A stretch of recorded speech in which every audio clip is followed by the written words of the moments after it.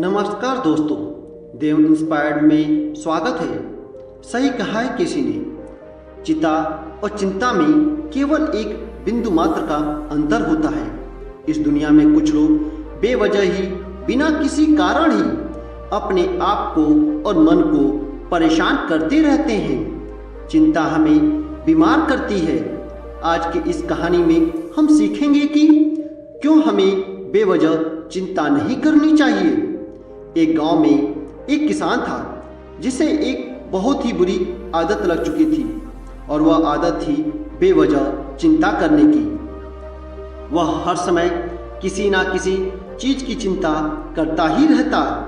वह हर समय सोचता रहता कि कहीं मेरे साथ कुछ गलत ना हो जाए, जबकि उसकी जिंदगी में अभी तक सब कुछ ठीक ही चल रहा था। उसके पास एक बड़ा सा खेत था जिसमें अच्छी खासी फसल हो जाती थी। खेती करने के लिए 2 बैलगाड़ियां थी, एक अच्छा घर था, एक पत्नी और 2 प्यारे बच्चे थे।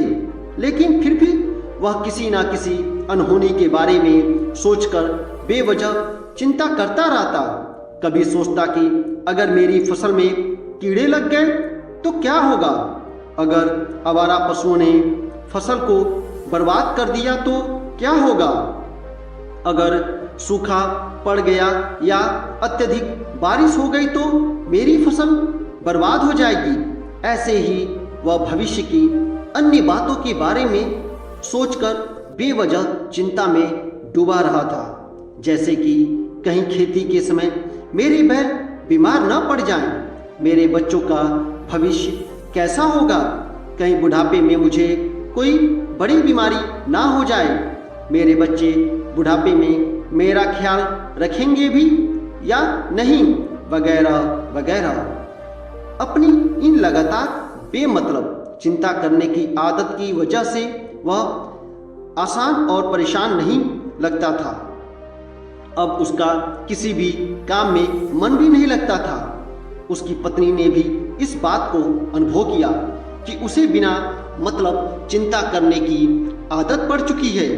उसने उसे कई बार समझाने की कोशिश भी की, तुम बेवजह चिंता करना छोड़ दो, लेकिन उसके समझाने का कोई मतलब नहीं रहा। उसे पता चला कि नगर में एक महात्मा आए हैं जिनके पास सारी समस्याओं का हल है। फिर एक दिन वह उसे लेकर एक बौद्ध भिक्षु के आश्रम में पहुंची। बौद्ध भिक्षु बहुत ही बुद्धिमान और ज्ञानी व्यक्ति थे। किसान और उसकी पत्नी अपनी सारी समस्या बौद्ध भिक्षुओं के समक्ष रख दी। किसान ने कहा, महात्मा, मैं हर समय किसी न किसी बात की चिंता करता रहता हूँ। मैं ज़्यादातर उन बुरी चीज़ों के बारे में सोचकर चिंतित होता रहता हूँ जो अभी तक मेरे साथ हुई भी नहीं। किसान की समस्या को पूरे ध्यान से सुनने के बाद बौद्ध भिक्षु ने कहा, ठीक है, तुम दोनों कल सुबह आना और फिर मैं तुम्हें तुम्हारी समस्या का समाधान बता दूंगा।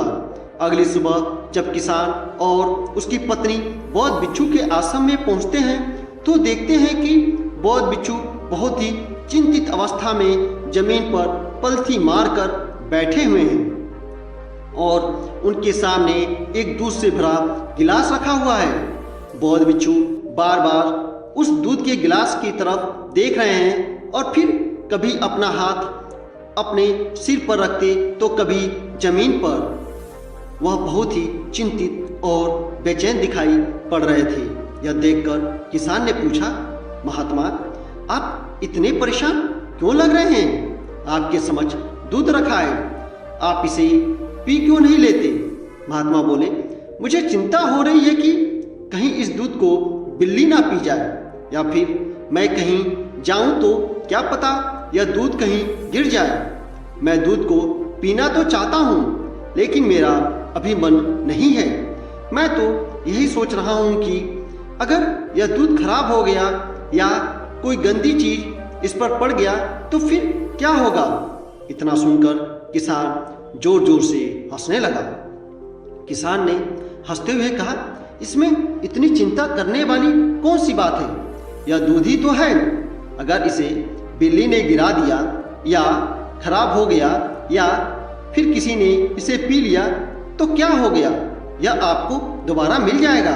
और वैसे भी आपका चिंता करना व्यर्थ है, क्योंकि ना तो अभी इसे बिल्ली ने पिया है या ना ही खराब हुआ है और ना ही अभी किसी ने इसे गिराया है। और हो सकता है कि भविष्य में ऐसा हो भी ना। किसान के मुंह से यह बातें सुनकर बौद्ध भिक्षु मुस्कुराए और बोले, मैं भी तो तुम्हें यही समझाने का प्रयास कर रहा हूँ कि भविष्य की उन घटनाओं की चिंता करना व्यर्थ है जो अभी हमारे साथ हुई है और जो अभी हमारे साथ हुआ भी नहीं है, और बहुत बड़ी संभावना है कि वह कभी होगी भी नहीं। और अगर हो भी गई तो जिस चीज को तुम एक बार हासिल कर सकते हो उसे तुम दोबारा भी हासिल कर सकते हो। और अगर नहीं कर पाए तो कोई बात नहीं, क्योंकि समस्याओं के आने के साथ ही उन समस्याओं का सामना करने की हिम्मत भी अपने आप ही आ जाती है। यह बातें सुनने के बाद किसान को लगा जैसे किसी ने उसके गाल पर एक थप्पड़ मारकर उसे नींद से जगा दिया हो। उसे महसूस हुआ कि वह भी तो यही गलती कर रहा है। वह भी तो भविष्य की उन घटनाओं के बारे में सोचकर चिंतित हो रहा है जो अभी तक घटी ही नहीं और शायद कभी घटेगी नहीं। वो फिर बौद्ध भिक्षु के चरणों में गिर पड़ा और कहने लगा, इतनी मुझे मेरी गलती का एहसास करवाने के लिए आपका बहुत बहुत धन्यवाद। और मैं आज से पूरा प्रयास करूंगा, मैं बेवजह चिंता करना बंद कर दूंगा। जापान में एक लोकप्रिय कहावत है, अगर तुम चल रहे हो तो सिर्फ चलो, अगर तुम खा रहे हो तो सिर्फ खाओ, लेकिन एक समय में सिर्फ एक ही काम करो, चिंता ना करो। इस लोकप्रिय कहावत के अर्थ ने मुझे हैरान कर दिया है। और सच कहूँ तो मुझे ऐसा लगता है कि कहावत के अर्थ में ही वह छुपा हुआ है जिसे अगर किसी ने अच्छे से समझ लिया और अपने जीवन में उतार लिया तो वह चिंता के बंधन से ही हमेशा हमेशा के लिए मुक्त हो जाएगा। इस कहावत के अर्थ के बारे में हम आगे बात करेंगे, लेकिन इससे पहले देखते हैं कि हमारे दिमाग में इस तरह के विचार ज़्यादा चल रहे होते हैं। पहला, क्या मैं यह काम सही से किया? दूसरा, क्या मैं इसे और बेहतर कर सकता था? तीसरा, इसका परिणाम क्या होगा? और चौथा, लोग मेरे और मेरे काम के बारे में क्या सोच रहे होंगे? यह ऐसे कुछ विचार हैं जो हमारे दिमाग की सिस्टम में ज़्यादातर समय चलते रहते हैं, लेकिन हमें पता नहीं चलता, क्योंकि हमने इन विचारों के साथ जीना सीख लिया है। और हमारा दिमाग काम भी ऐसे ही करता है कि अगर हमने इसे किसी काम को कई बार करवा लिया तो फिर यह उसे अपनी आदत बना लेता है और फिर हमारे चाहे बिना भी उस काम को करने का प्रयास करता है। शुरुआत में तो हम किसी भी काम को अपनी इच्छा से पूरे होश हवास में करते हैं, लेकिन बाद में वह हमारी आदत बन जाता है और फिर हम बस बेहोशी की हालत में बिना सोचे समझे उस काम को करते चले जाते हैं। जब एक बच्चा छोटा होता है तब उसे पता नहीं होता कि चिंता क्या है, लेकिन जैसे ही वह बड़ा होता है माँ बाप कहना शुरू कर देते हैं, बेटे आपको होमवर्क करना है, आपको उसकी चिंता नहीं हो रही, आपके एग्जाम आने वाले हैं, आपको उसकी चिंता करनी चाहिए। और ऐसे ही ना जाने कितनी सारी चीज़ों के लिए बच्चों के आसपास के लोग उसे चिंता करने के लिए कहते हैं। वह छोटा बच्चा इस बात को मान लेता है।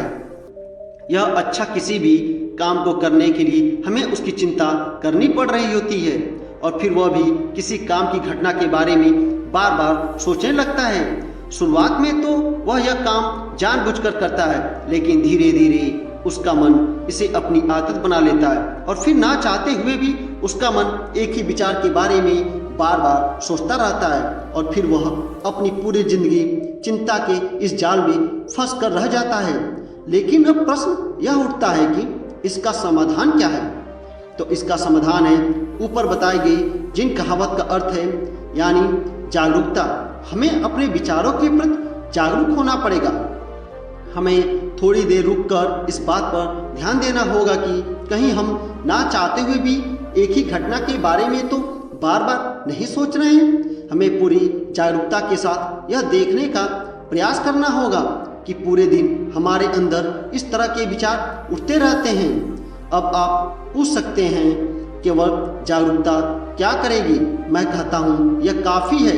यह मन को शांत करने के लिए पर्याप्त है, मन को अपने स्वभाव का एहसास कराने के लिए पर्याप्त है। और जीवन में जागरूकता लाने का सबसे आसान तरीका है ध्यान करना। ध्यान करने के दौरान अपने विचारों पर ध्यान देना। और जब आप पूरी जागरूकता के साथ अपने विचारों पर ध्यान देना शुरू कर देंगे, तब आप पाएंगे कि आपके मन में चलने वाले गैर जरूरी विचार एक एक करके अपने आप ही गायब होना शुरू हो जाएंगे और फिर आप एक आनंदित और शांत जीवन अनुभव कर पाएंगे। बाकी अगर यह कहानी आपको अच्छी लगी हो तो इस वीडियो को लाइक करें और ऐसे ही कहानी सुनने के लिए देव इंस्पायर्ड चैनल को सब्सक्राइब करें। तब तक के लिए हम अलविदा होते हैं। मिलेंगे ऐसे ही अच्छी कहानियों के लिए। अपना और अपने परिवार का ख्याल रखें। धन्यवाद।